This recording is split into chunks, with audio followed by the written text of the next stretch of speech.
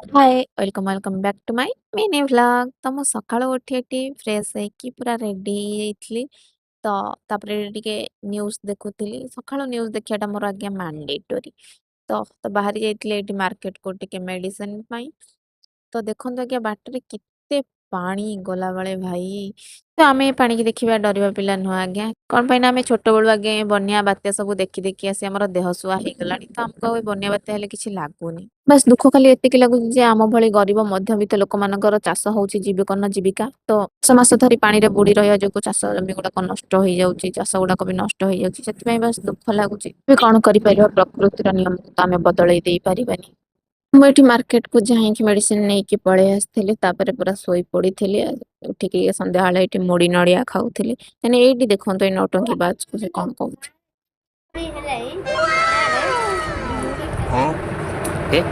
ତାପରେ ଏଇଠି ଟିକେ ମୁଁ ବାଦାମ ଖାଉଛି କାହିଁକି ନା ମୁଣ୍ଡରେ ବୁଦ୍ଧି ସୁଦ୍ଧି ନାହିଁ। ବାଦାମ ଖାଇଲେ ବୁଦ୍ଧି ମୁଁ ଏଠି ଟିକେ ଚକୋଲେଟ ଖାଇକି ଶୋଇବାକୁ ଚାଲି ଯାଇଥିଲି। ଯଦି ଭିଡିଓଟି ଭଲ ଲାଗିଥାଏ ଲାଇକ୍ କମେଣ୍ଟ ସେୟାର ନିଶ୍ଚୟ କରିବାର ଅଛି। ଜୟ ଜଗନ୍ନାଥ।